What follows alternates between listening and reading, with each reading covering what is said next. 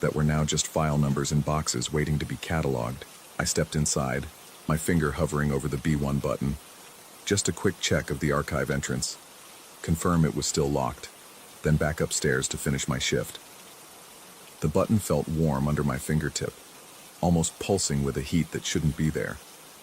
I pressed it anyway. The elevator lurched, then began its descent with a grinding sound that raised every hair on my arms. Through the brass gates, I watched the floors slide past. Ground level. The walls became rougher brick as we entered the basement levels. B1 passed, then B2. The elevator didn't stop. I jabbed at the B2 button, the ground floor button, anything to halt the descent. But the car kept moving, that grinding sound getting louder, more insistent. The indicator light flickered, cycling through the floor numbers, then settled on that crossed zero symbol I'd seen on the monitors. The car jerked to a stop. The doors didn't open. Through the gates, I could see a corridor I'd never seen in any blueprint or orientation. The walls were the same brick as the upper basement levels, but older somehow, the mortar crumbling in places. The lights were different too. Not the modern LED strips installed throughout the rest of the building, but old fixtures that cast a yellow, sickly glow that seemed to move and breathe. The elevator doors remained closed, and I realized with a sick twist of relief that I wasn't going to have to step out into that hallway. Wasn't going to have to investigate whatever existed down here. I pressed the ground floor button again, harder this time, and the elevator shuddered but didn't move. That's when I saw the figure. It stood at the far end of the corridor, facing away from me, shoulders hunched in a posture that radiated something between exhaustion and despair. Same uniform, same build. As I watched, frozen and unable to look away, it began to walk, moving deeper into the basement, away from the elevator. Its footsteps echoed, creating that same multiplication effect I'd heard in the upstairs hallways. But down here it sounded different, more deliberate, more purposeful, like each step was being recorded and replayed over and over. The figure reached a door I hadn't noticed before, one that seemed to absorb light rather than reflect it. It didn't hesitate, didn't reach for a handle, just walked through the door as if it weren't there at all. The elevator jolted upward so suddenly I stumbled, catching myself against the wooden bench. The crossed zero symbol flickered, then died, replaced by the normal floor indicators, B2, B1, ground floor. The doors opened, and I burst out into the lobby, gasping for air I hadn't realized I'd been holding. My legs felt liquid, barely supporting my weight as I staggered back to the monitoring room and locked the door behind me. On the screens, the building was empty. Normal. The elevator sat idle on the ground floor, exactly where I'd left it. But channel 9, one of the supposed, but my hand passed through the keyboard like it wasn't there at all. And I realized with a clarity that felt like falling that I couldn't remember leaving the elevator, couldn't remember walking back to the monitoring room, couldn't remember if I'd ever really been sitting here at all, or if I'd been standing in a basement corridor, watching an elevator I couldn't reach, waiting for a shift that would never end. The rain continued outside, hammering against windows I might not have the right to see through anymore.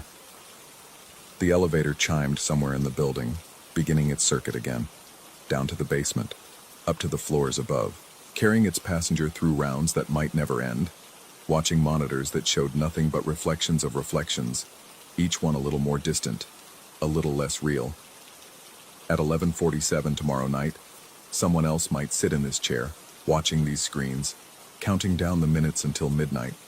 They might see me on the cameras, walking the corridors, checking the doors, moving through the building with the mechanical precision of someone who's forgotten they're not supposed to be there anymore.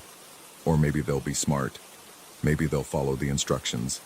Maybe they'll never go down to the basement after midnight, never press that button, never see that crossed zero symbol that marks a place where floors and shifts and entire lives can repeat forever, trapped in the architecture of an old building that remembers everything and everyone who ever walked its halls. The clock on the wall shows 11:58, almost time for my midnight round.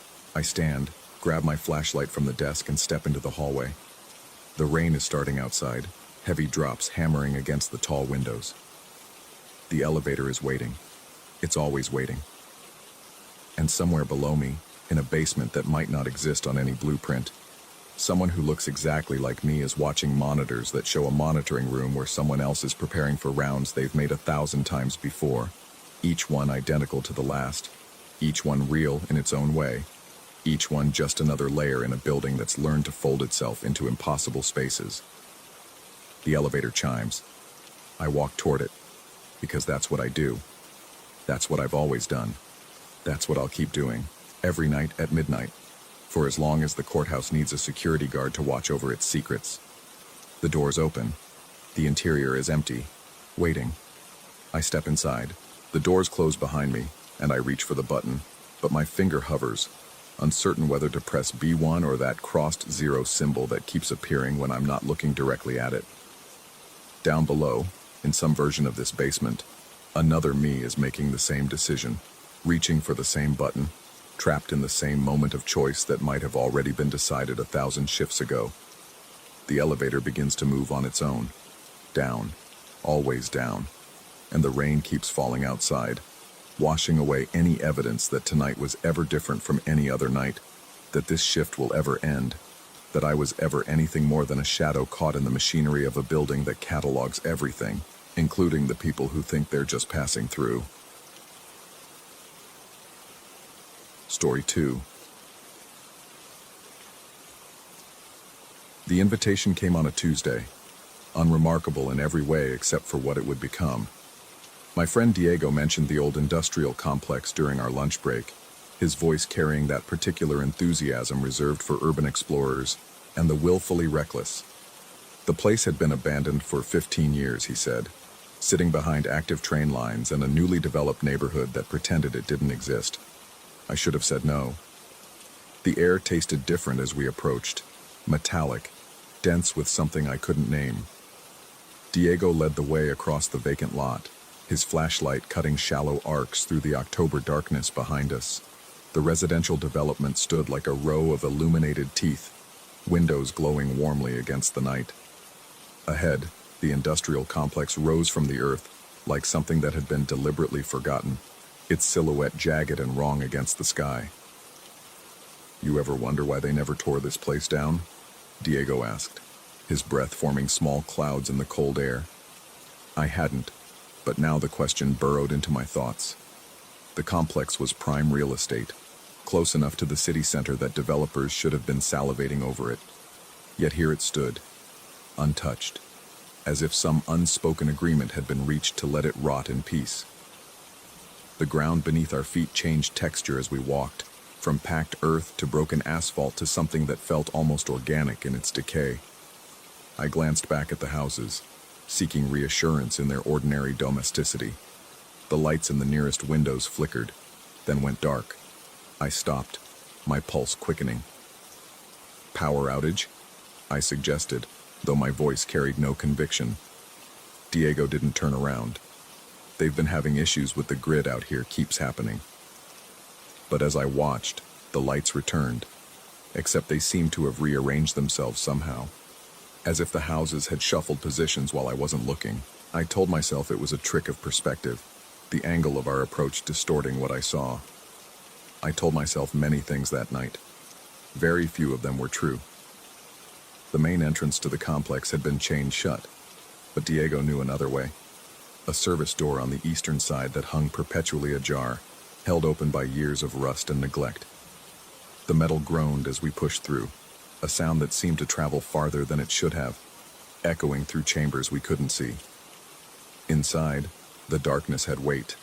Our flashlights did little to penetrate it, creating instead small islands of visibility that made the surrounding void feel more oppressive.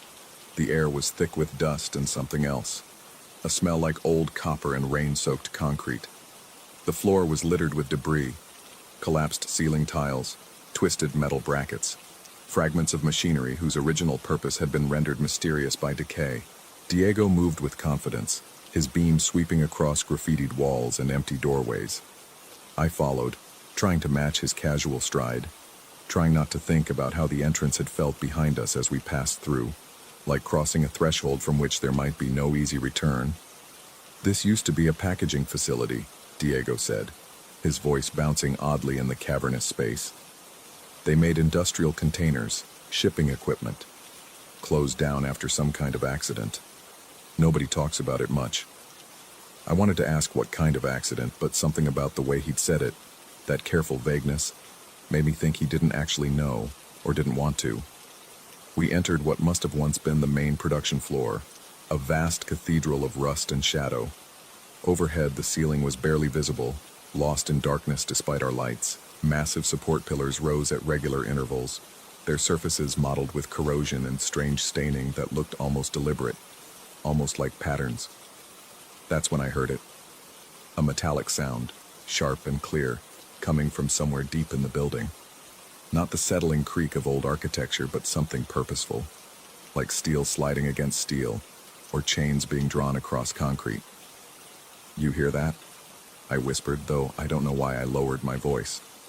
Diego had frozen mid-step, his flashlight steady on a distant wall. "Yeah." We stood in silence, listening. The sound came again, this time from a different direction, or perhaps the acoustics of the space were simply too warped to trust. It was followed by something else, a rhythmic scraping, like fingernails on metal, patient and persistent. "There's no one here," Diego said, but he didn't sound convinced. Probably just wind moving stuff around. Except there was no wind. The air inside the complex was perfectly still, as if the building itself was holding its breath.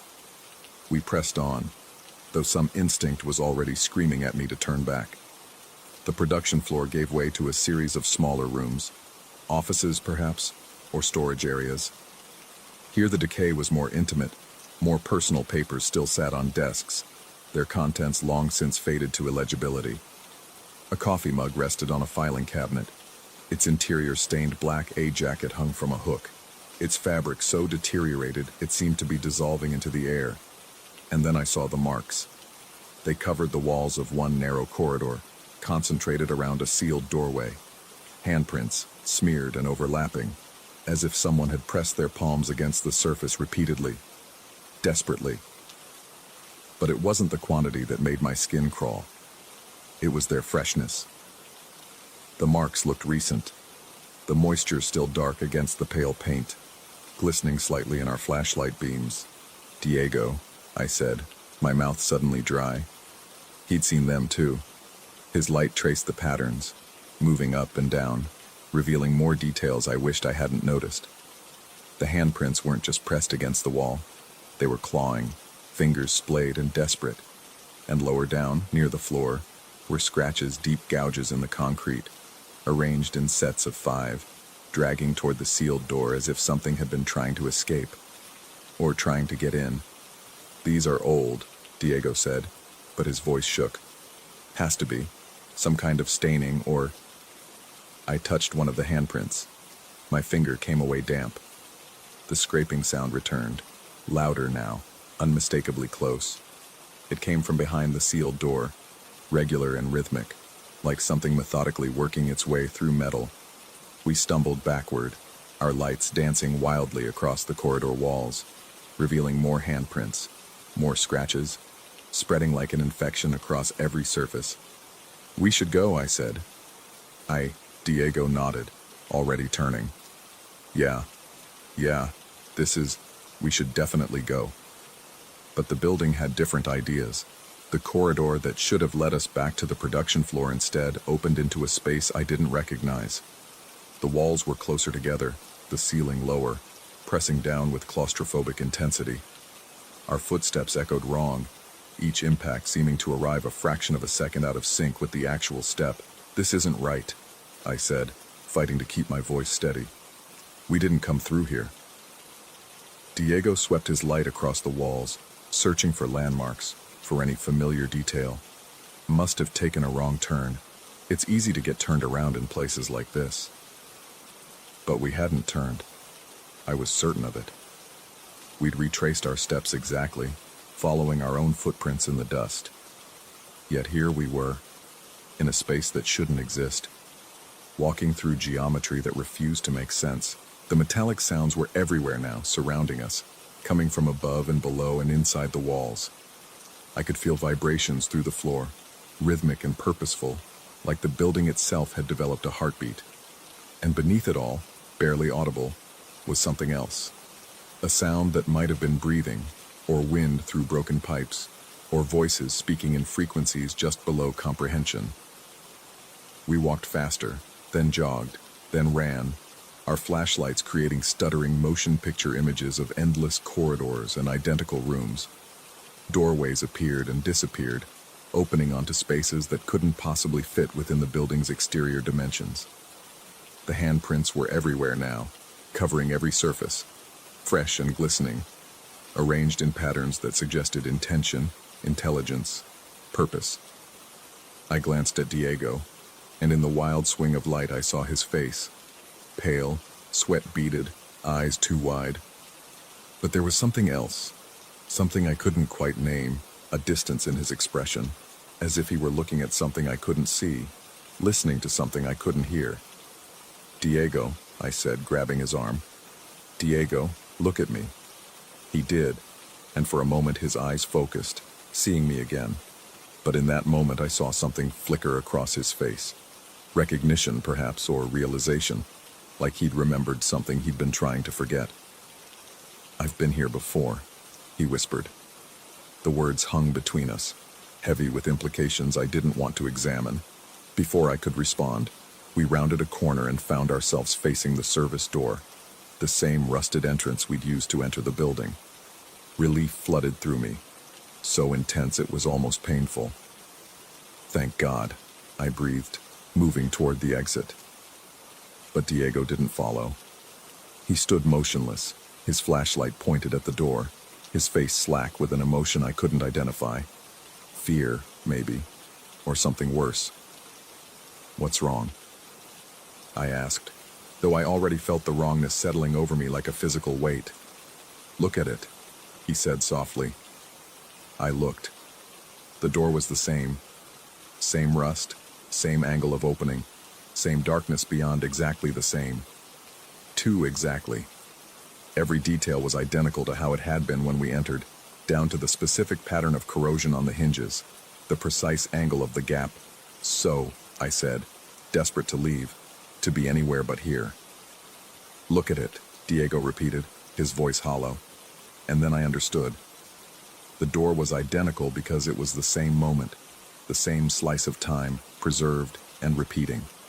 We hadn't found our way back to the exit. We'd found a memory of the exit, or a copy, or something worse.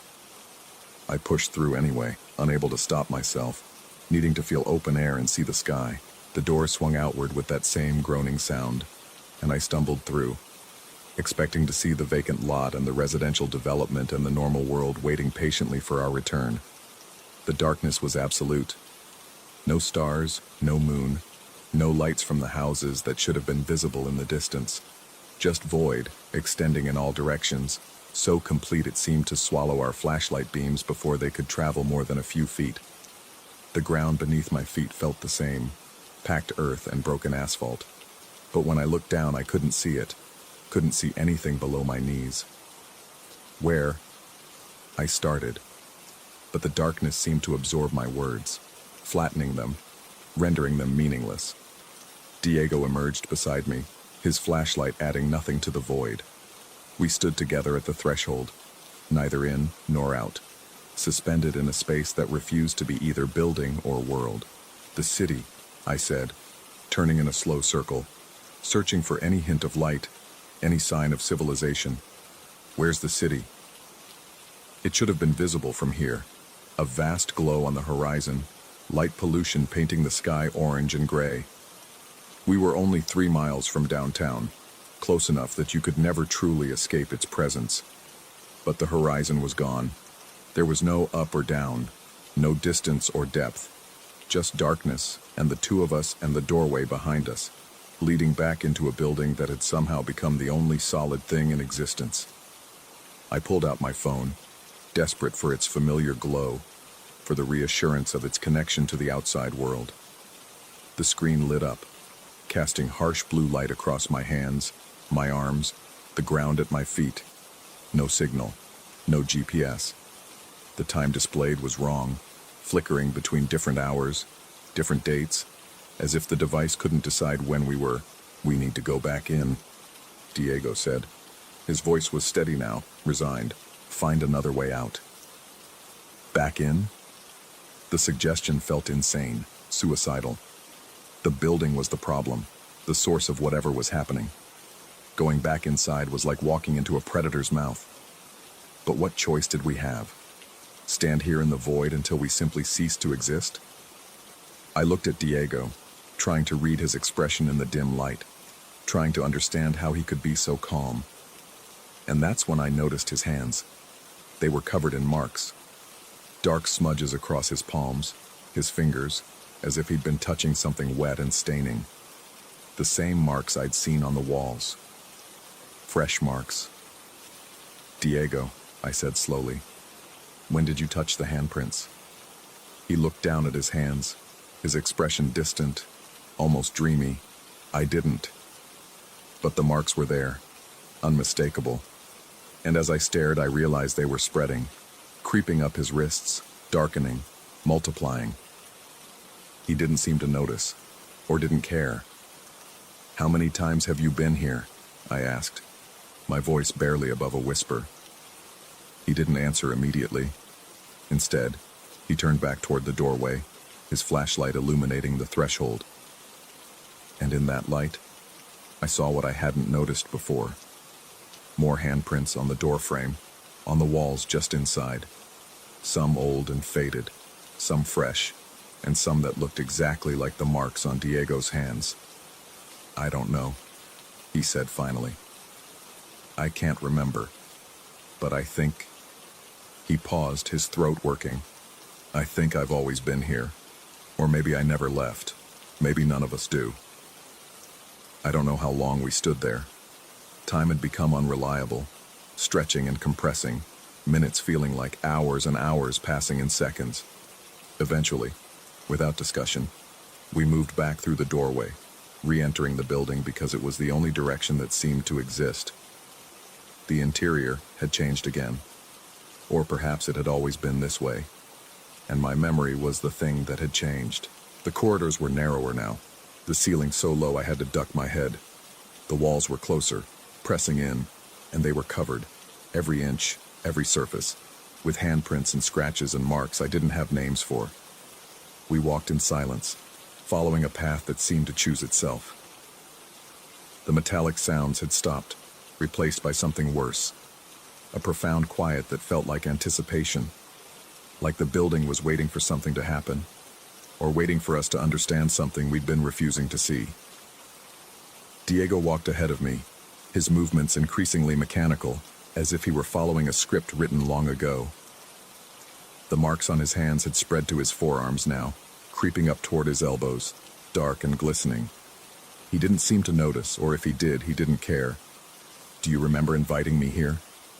I asked suddenly, the question emerging from some deep instinct. He kept walking. Of course. Why?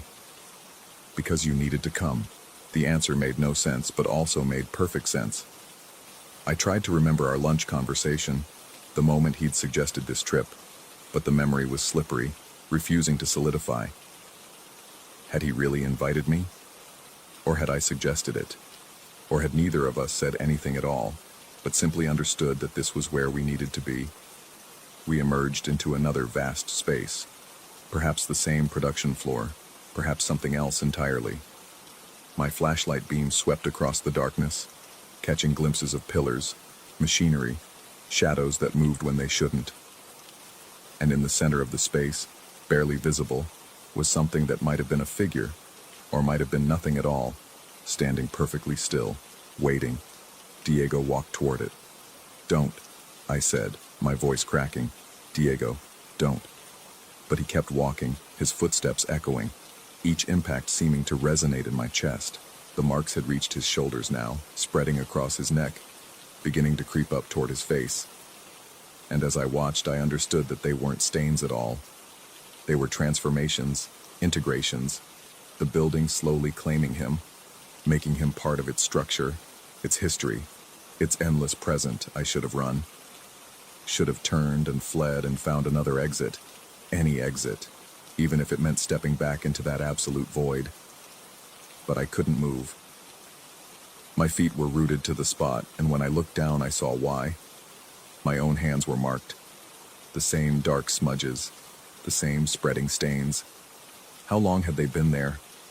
Had I touched something? Or had the building simply decided it was time? Diego reached the center of the space and stopped. He turned to face me, and in the crossfire of our flashlights, I saw his face. The marks had reached his cheeks, his forehead surrounding his eyes, but his expression was peaceful, almost serene. "It's not so bad," he said, his voice echoing strangely. Being remembered, being part of something, better than disappearing completely. I opened my mouth to respond, but no words came, because I understood, suddenly and completely, what this place was. Not a building, but a repository. Not abandoned, but inhabited. Every handprint was a person, every mark a memory, every scratch a desperate attempt to be remembered, to leave some trace of existence behind. The city lights hadn't disappeared. They'd never been there at all. We'd crossed a threshold the moment we entered, stepping out of the normal world into this space between, this pocket of accumulated forgetting where the discarded and dismissed collected like sediment. And we were adding to it. Our presence here, our fear, our desperate clinging to identity. All of it was being absorbed, recorded, pressed into the walls like fossils in stone. I don't know if I'm still in the building or if I ever left. Sometimes I think I'm sitting at my desk at work, and this is all a memory, a dream from which I woke screaming. Sometimes I'm certain I'm still walking those corridors, following Diego's diminishing figure deeper into the complex, my own mark spreading, my own self slowly integrating into the architecture of forgetting. What I know is this: I can't go back to that neighborhood anymore. Can't drive past without feeling a pull, a recognition, like the building is calling to me, reminding me that I left something behind, or that something of me is still there, pressed into the walls, waiting. And sometimes, late at night, I look at my hands in the bathroom mirror, and I'm certain I see marks beginning to form. Dark smudges across my palms spreading slowly. Inevitably, I wash them obsessively, scrubbing until my skin is raw, but they always seem to return. Or maybe they never left. Or maybe they were always there and I'm only now learning to see them. Diego never came back to work. His apartment was found empty, his things still in place but covered in dust, as if he'd been gone for years rather than days. The police investigated briefly, but there were no leads, no evidence of foul play. He simply stopped existing in any meaningful way, becoming one more person who wandered into the margins and never found their way back. I think about telling someone, about warning them. But what would I say? That there's a building that exists in the space between existence and non-existence, collecting the forgotten and the forgetting. That we live our lives on the edge of a threshold we can't see, and crossing it is as simple as walking through the wrong doorway on the wrong night. They'd think I was insane. Maybe I am. Maybe that's the final trick. The building doesn't need to keep us. It just needs to make us doubt ourselves enough that we can't trust our own memories, our own perceptions. It needs us to carry it with us, internalized and inescapable. The marks are spreading. I can feel them now, even when I can't see them. A coldness in my skin, a sensation of being slowly erased, overwritten. Sometimes I wake up in the night and I'm not sure where I am. My bedroom or one of those endless corridors. My bed or some pile of debris in a forgotten room. And the worst part is that I'm starting to feel what Diego felt. That acceptance, that peace. Because being part of something, even something horrible, is better than being nothing at all. Better than disappearing without a trace, without anyone to remember or care. I've started driving past the neighborhood again. Just to look, just to remember. The houses are still there, lights glowing warmly, families moving behind curtains. But I can see what lies beyond them now. That darkness, that absolute void. And I know that someday soon, I'll park my car and walk across that vacant lot and push through that rusted service door.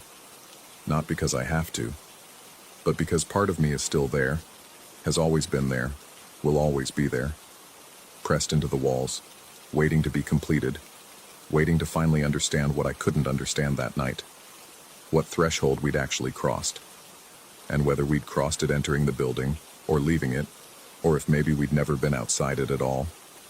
The marks are on my face now. I can see them in the mirror when the light hits just right, and I remember, or think I remember, that Diego's last words to me weren't about being remembered. They were about something else, something I've been trying not to think about. He said, "You can't leave until you understand. None of us can." And I'm starting to see the truth that the building has been trying to show me all along, that we're not trapped by walls or corridors or sealed doorways. We're trapped by the simple, terrible fact that we were never meant to leave, that the invitation wasn't Diego's at all, that something inside that complex had called to us, recognized us, identified us as belonging to it in some fundamental way. And once something claims you like that, once you've been marked and recorded and integrated into its memory, there's no going back. There's only the slow, inevitable process of becoming part of the architecture, of being pressed, layer by layer, into the walls where you'll wait and watch and add your handprints to all the others. I think I'm ready now. Ready to go back. Ready to stop fighting what I've always known. The threshold is calling. And this time, I don't think I'll try to leave. After all, the marks are spreading, and the building needs to be fed.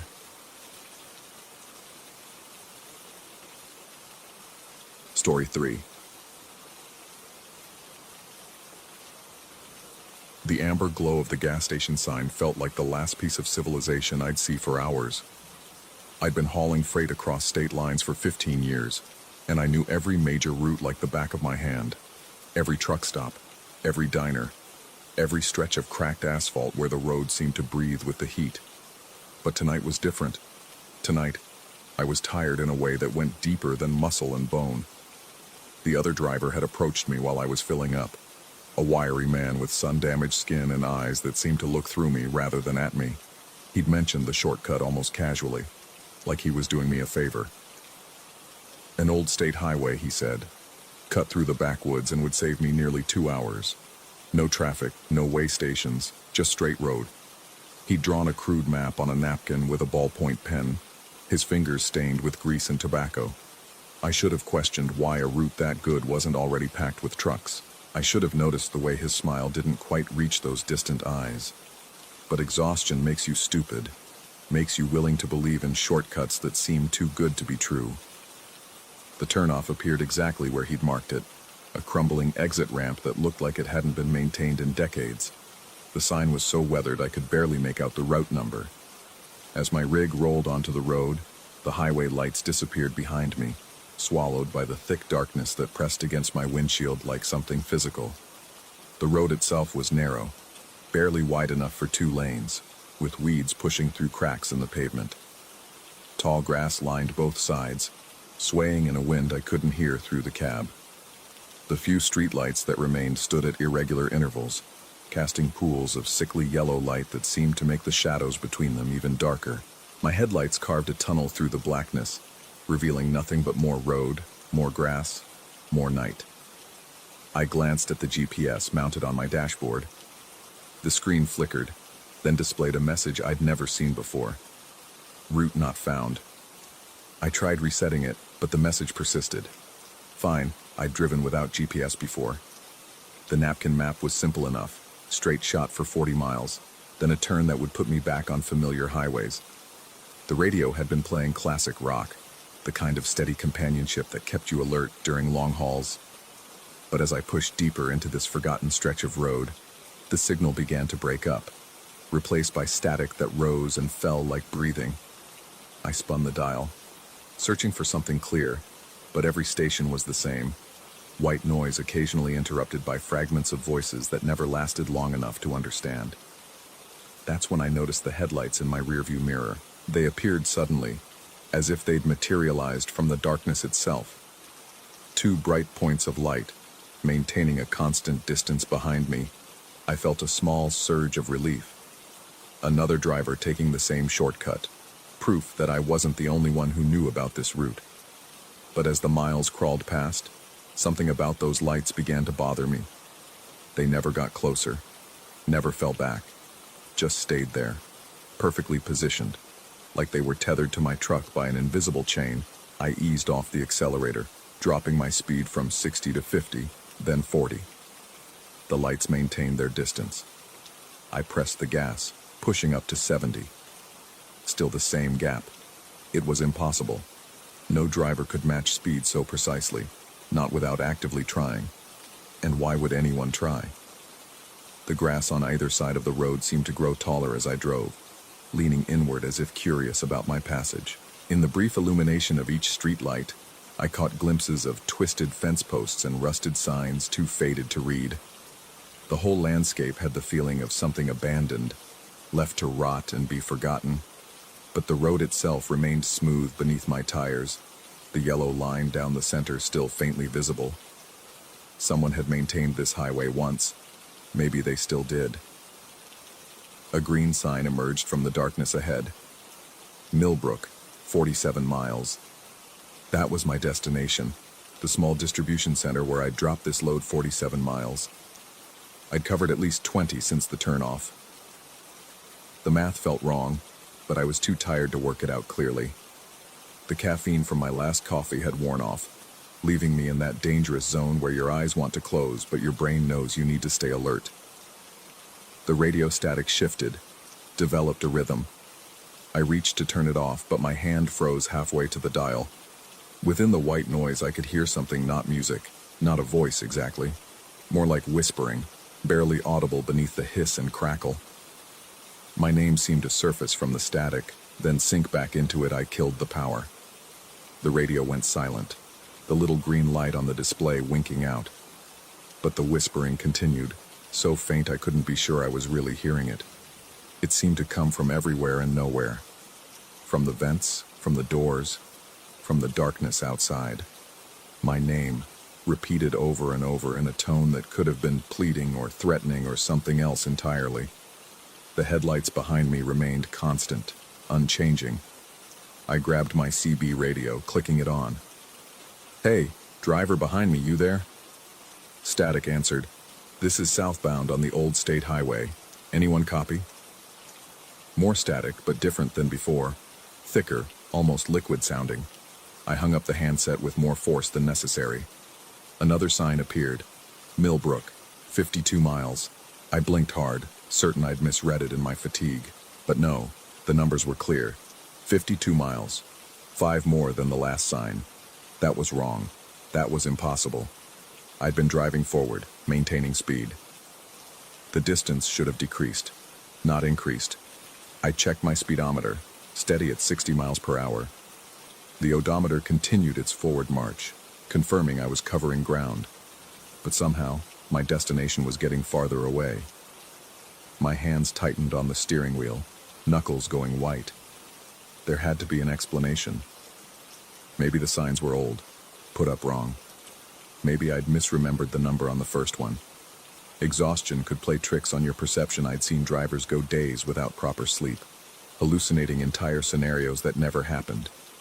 But I'd slept 6 hours before this run. I wasn't that far gone.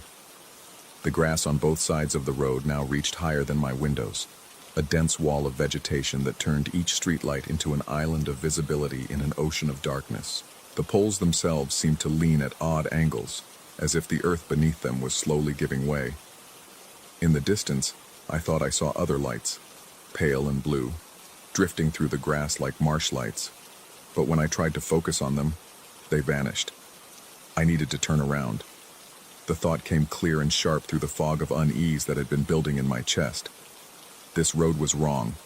The signs were wrong. Those lights behind me were wrong. I needed to stop, turn the rig around, and find my way back to the interstate, even if it meant losing hours. But the road remained relentlessly straight, offering no turnoffs, no wide spots, no opportunities to maneuver an 18-wheeler.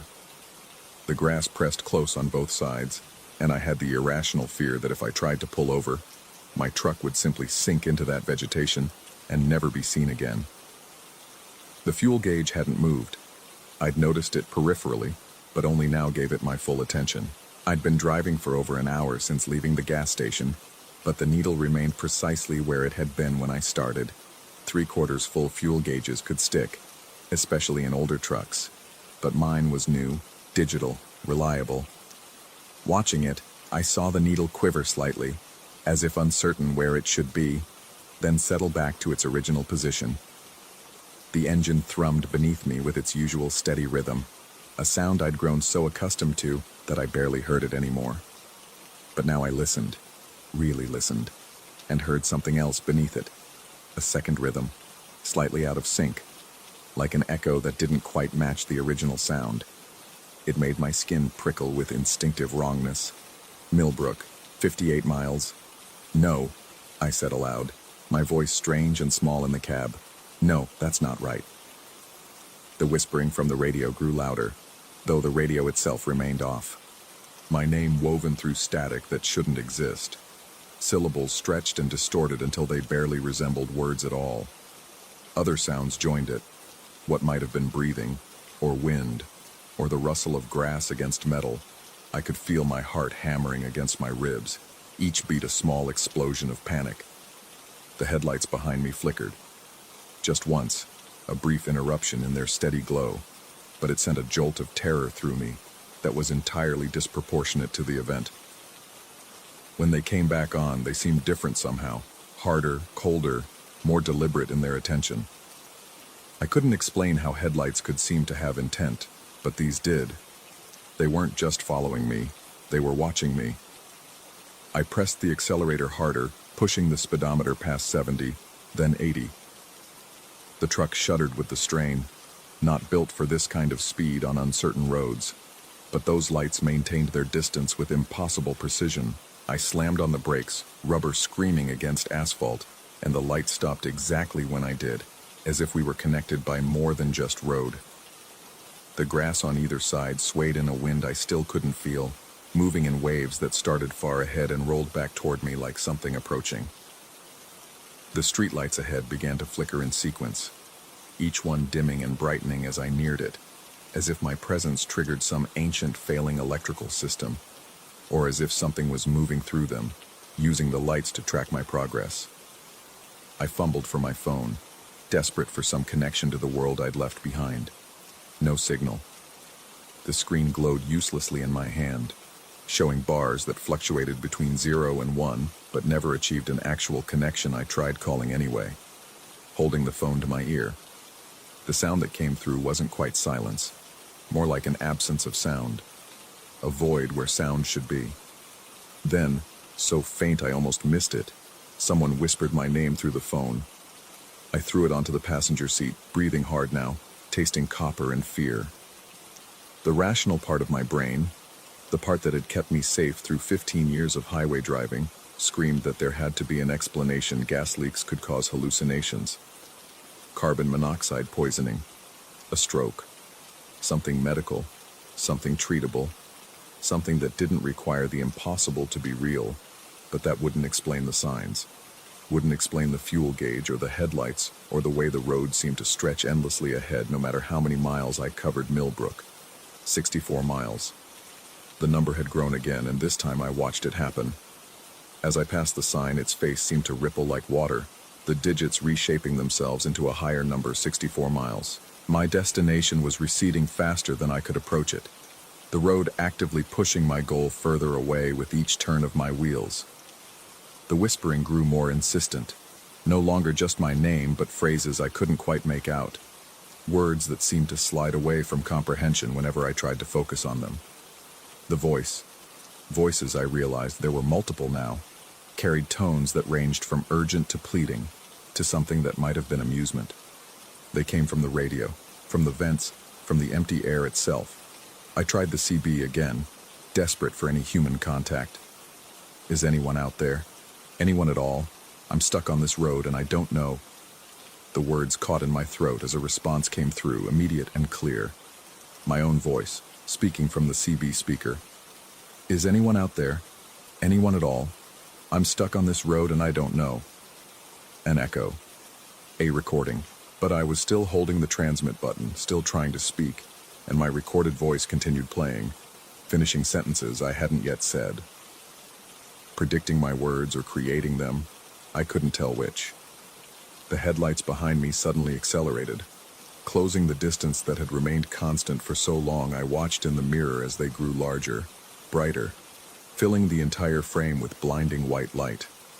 The engine sound that didn't quite match mine grew louder, that out-of-sync rhythm becoming deafening.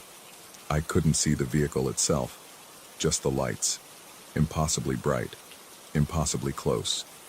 Then they stopped, snapping back to their original distance, as if they'd never moved at all. My heart thundered in my chest, adrenaline making my hands shake on the wheel. The grass had stopped moving. Everything had stopped moving. Looking out at the walls of vegetation on either side, I realized they were perfectly still now, not even the faintest breeze disturbing them. The streetlights ahead no longer flickered. Even the road beneath my tires felt different, smoother, almost frictionless, as if I wasn't quite making contact with it anymore. Millbrook. 71 miles. 71 miles. The number had jumped by 7 this time, accelerating its impossible increase. At this rate, I'd never reach my destination. I'd drive forever on this road, watching the distance grow while my fuel never depleted, and those lights followed at their precise distance, and voices whispered my name from electronic devices that shouldn't have power. The thought that came next was worse. Maybe I already had been driving forever. Maybe there was no before this road, no gas station, no other driver with his grease-stained map. Maybe this had always been my existence, trapped in a cab that smelled of diesel and fear, watching mile markers count upward toward infinity, while something followed behind with the patient attention of a predator that knew its prey couldn't escape. I reached for the door handle, some desperate part of me ready to abandon the truck, to stumble into that wall of grass and take my chances with whatever waited there. But my hand passed through the handle like it wasn't there, like it was made of shadow rather than metal. I tried again, focusing all my attention on the simple act of gripping something solid, but my fingers found only air. The whispering stopped. In the sudden silence, I could hear my own breathing, harsh and rapid. The engine continued its dual rhythm, but everything else had gone quiet. Even the static from the radio had ceased. The headlights behind me remained steady, and ahead, the road stretched on into darkness, the same as it had been for miles upon uncountable miles. Millbrook. 78 miles. I laughed, the sound high and thin and not entirely sane. 78 miles.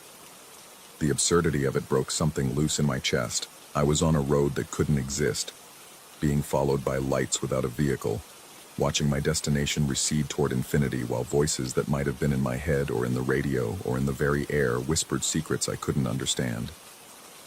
The grass began to move again, but differently now. It didn't sway. It reached.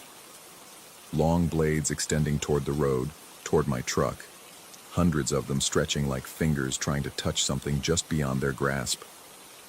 In the glow of my headlights, I could see that the grass wasn't entirely grass. There were other things woven through it, pale and thin, that might have been branches or might have been something else. A new sign appeared ahead, but this one wasn't green. It was black, with white letters that seemed to glow with their own light. Thank you for visiting Millbrook. The kind of sign you saw when leaving a town, not approaching one. But I hadn't been to Millbrook. I was trying to reach it, watching it slip further away with each passing moment. Unless I'd already been there, unless I'd passed through it miles ago or hours ago or years ago, and just couldn't remember, the road could have looped, could have bent back on itself in ways that made the geometry of distance meaningless.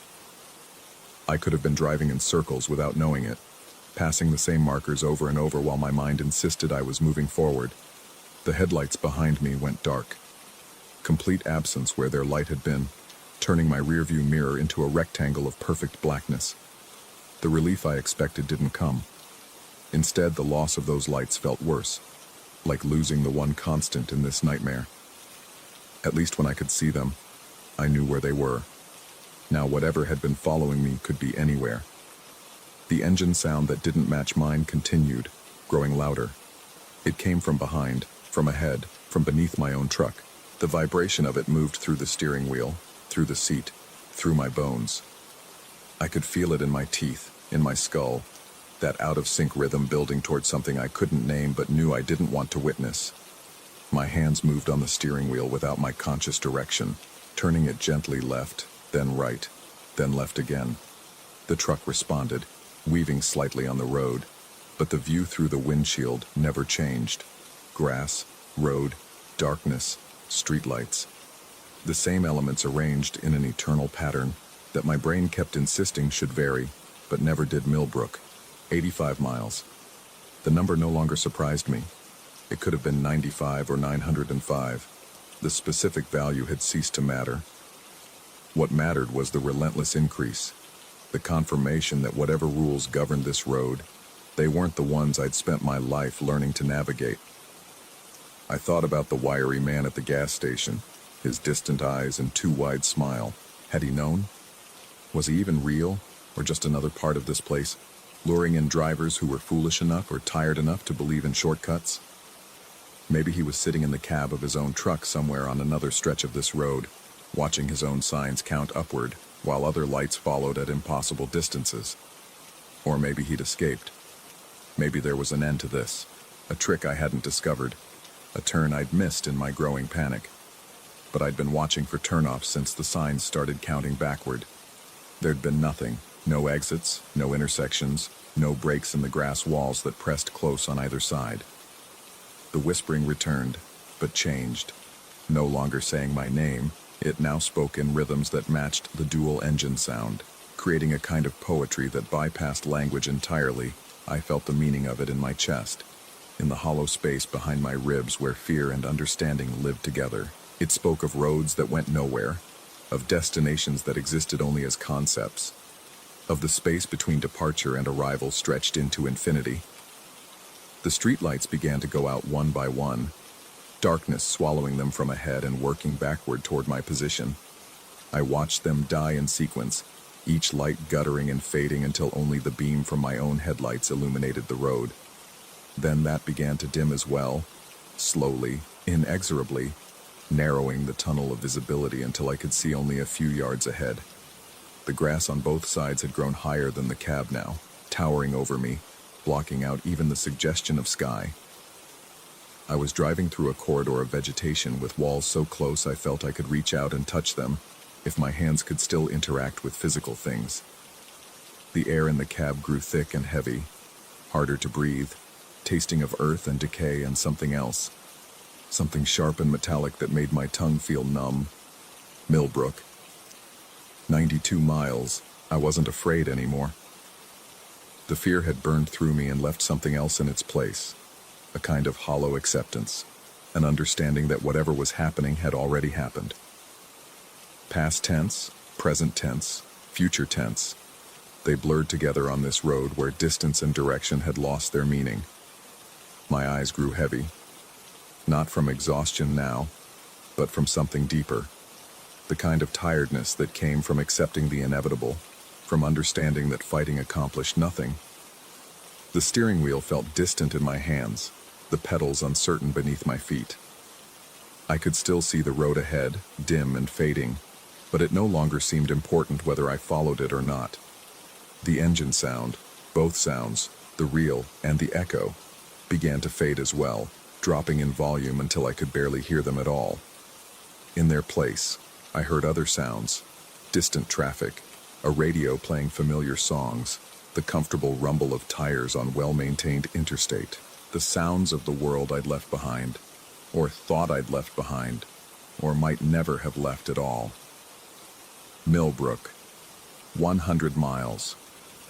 A perfect round number. Something final about it. Something that felt like an ending even though the road continued forward into darkness. My headlights dimmed to almost nothing, leaving me in a twilight where shapes lost their definition, and everything became suggestion rather than substance.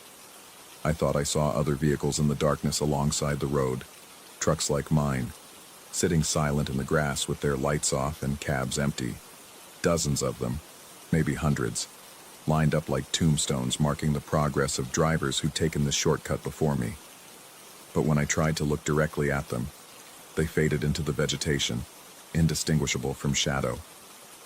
The whispering had become constant now, a background hum that no longer formed words, but simply existed, filling the spaces between thoughts. My name was in there somewhere, buried in the layers of sound, but so was everyone's name. Every driver who'd ever turned onto this road, lured by the promise of saving time, only to discover that time here worked differently. I felt myself fading with the lights, becoming less solid, less real. My hands on the steering wheel looked translucent, like I could see through them to the dashboard beyond. The cab around me seemed to be dissolving, or perhaps I was dissolving into it, the boundaries between driver and vehicle and road becoming fluid, uncertain. Ahead, through the near darkness, I saw something that might have been the end of the road, or might have been the beginning. A point where the grass walls opened up, where the pavement seemed to lead somewhere else. But I was moving so slowly now, or maybe not moving at all. Hard to tell when everything had become so distant and dreamlike. The lights behind me returned, filling my rearview mirror with their steady glow. They'd been there all along, I understood now. They'd always been there, would always be there, patient and eternal and watching, not following me because they didn't need to. They were already where they needed to be. Millbrook, 100 miles. The sign didn't change anymore. The number held steady, fixed at its perfect 100, not increasing, but not decreasing either. I'd reached equilibrium, the point where forward and backward meant the same thing, where the distance to my destination would remain constant no matter how long I drove my eyes closed. Not because I wanted them to, but because keeping them open required an effort I could no longer sustain. In the darkness behind my eyelids, I could still see the road, still feel the steering wheel in my hands, still hear the dual rhythm of engines and the whisper of voices speaking names that included mine, but weren't only mine. Somewhere, miles away, or moments away, or in a place where distance and time had no meaning, there was a gas station.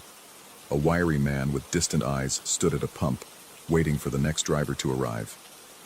In his pocket, he carried napkins and a pen, ready to draw another map of shortcuts that saved time, that went nowhere, that led onto roads where the signs counted wrong, and the fuel never ran out, and destinations receded into infinity.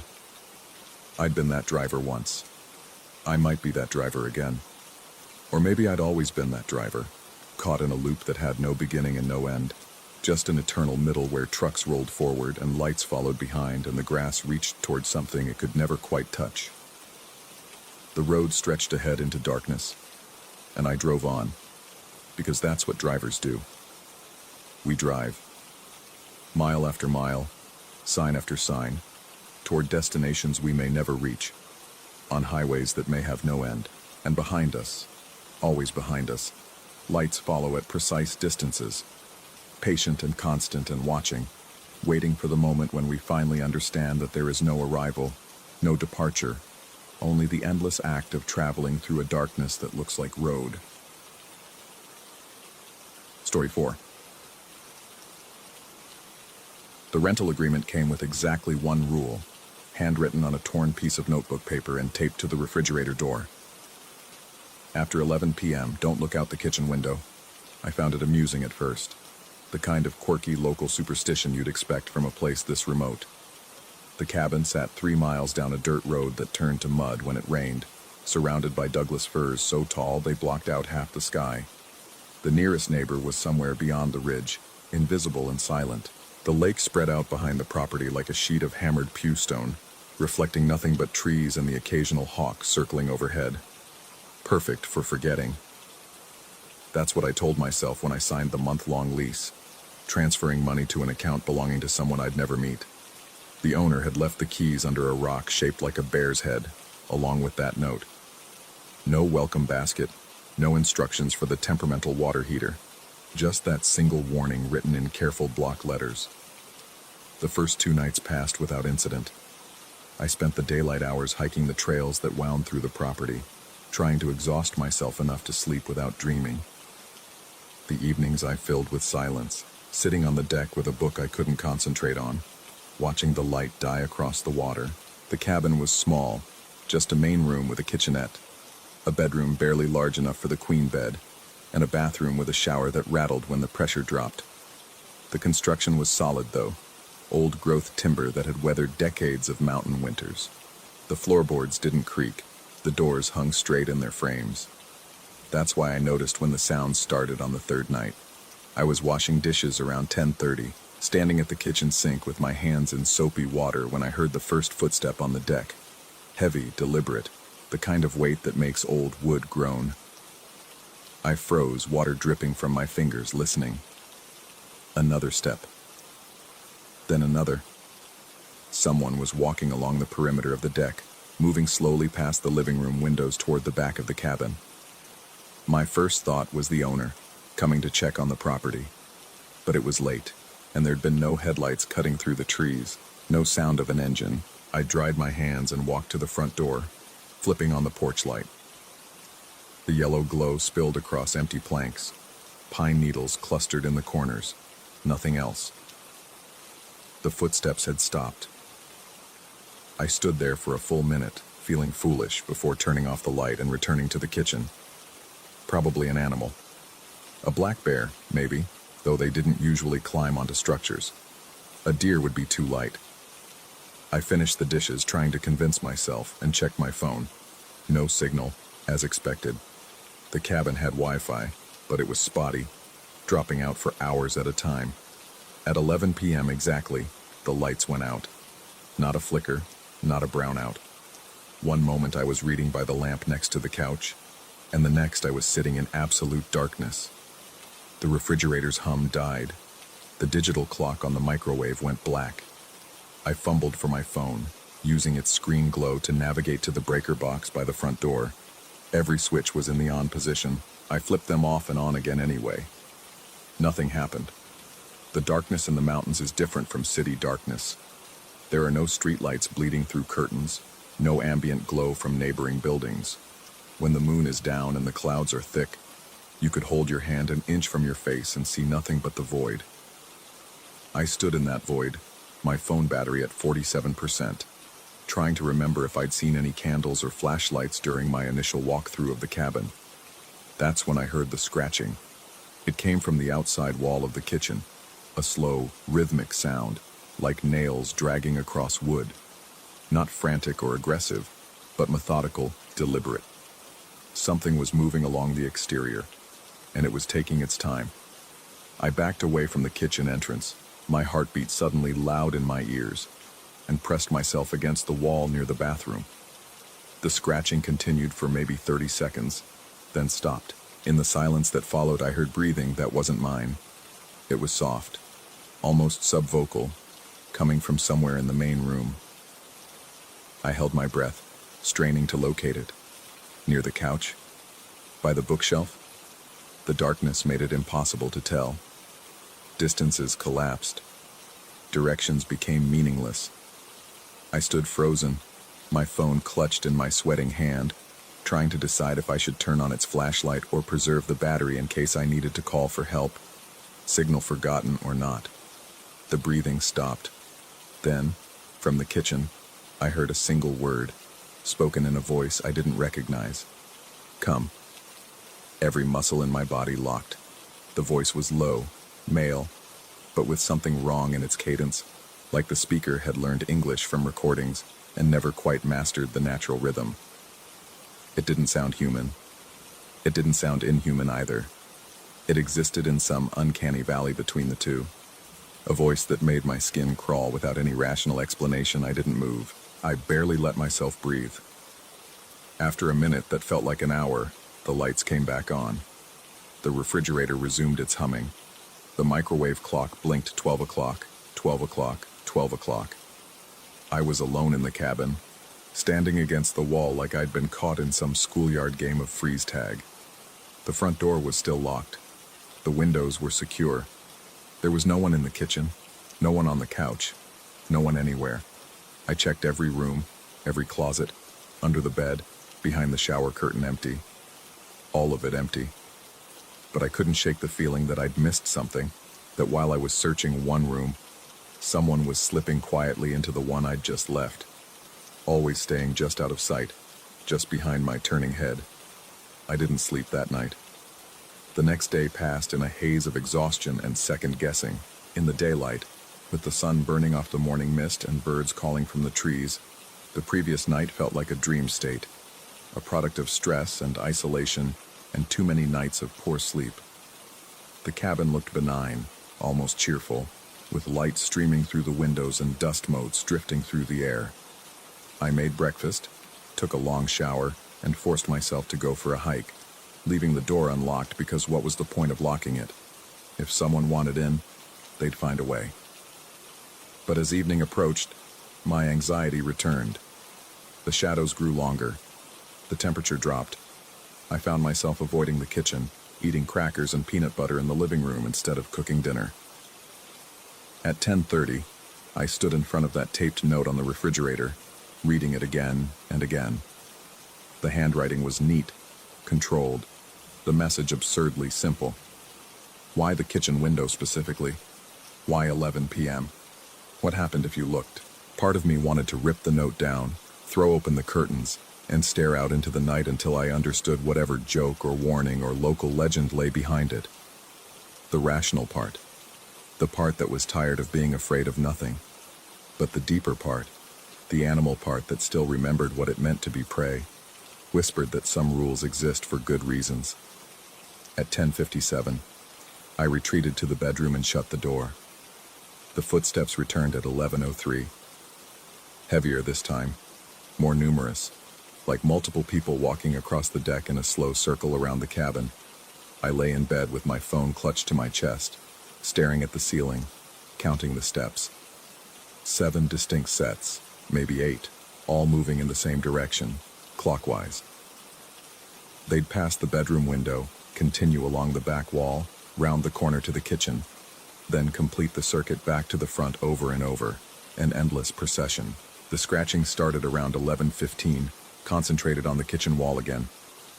But tonight it was accompanied by something else. A soft tapping on glass. Not the bedroom window.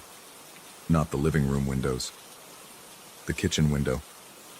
Something was knocking, politely, persistently, asking to be let in, or asking for me to look out. The lights died at 11:23. I turned on my phone's flashlight this time, sweeping it around the bedroom. The beam caught nothing but my own belongings, my half-unpacked suitcase, my hiking boots by the door. I stood up, holding the light in front of me like a weapon, and moved to the bedroom door. My hand touched the knob. It was cold, colder than it should be, cold enough that it felt like touching ice. I didn't open it. Instead, I pressed my ear against the wood and listened. The footsteps had stopped. The scratching had stopped. But I could hear voices now, multiple voices, having a conversation in the main room. The words were indistinct, more like murmuring than speech, but the rhythm was unmistakable. Question, answer, laughter. Someone was telling a story, others were responding. It sounded like a dinner party in progress, casual and comfortable, as if a group of friends had simply let themselves into the cabin and settled in for the evening. I stayed pressed against the door until the lights came back on at 11:47. When I finally worked up the courage to open it, the main room was empty. The couch cushions were undisturbed. There were no extra glasses in the sink, no footprints on the floor. But the air felt different, warmer, like it had been recently occupied by living bodies. And there was a smell, faint but distinct, coffee and wood smoke and something else, something organic and slightly sweet that I couldn't identify. I spent the rest of the night in the bedroom with a chair wedged under the doorknob. The pattern repeated for the next 3 nights. The footsteps, the scratching, the voices, small variations each time, but following the same basic rhythm. The power would cut at 11 p.m., sometimes a minute before, sometimes a minute after, but always in that window. The sounds would build, layer upon layer, until it felt like the cabin was hosting an invisible gathering. Then, sometime before midnight, everything would stop. The lights would return. I'd be alone again, except I didn't feel alone. During the day, I started noticing things. Objects moved slightly from where I'd left them. The book on the coffee table would be on the other end. The kitchen towel would be refolded in a different way. My hiking boots, which I always left pointing toward the door, would be turned around, facing into the cabin's small things. Things that could be explained by faulty memory or unconscious movements. But they accumulated, a death by 1,000 paper cuts to my sense of security. I tried to leave on the 6th day, got in my car, started the engine, and made it maybe half a mile down the dirt road before I stopped. Not because the car broke down or the road was washed out, but because I realized I couldn't remember why I'd come here in the first place. The breakup? That felt distant, almost fictional. My old life? It seemed like something that had happened to someone else. The cabin had become the entire world, and everything outside its wooden walls felt abstract, unreal. I turned around and drove back. That night I stood in the living room at 10:55, staring at the kitchen entrance. The note was still taped to the refrigerator, visible from where I stood. The curtains were drawn over the kitchen window, heavy fabric that let no light in or out.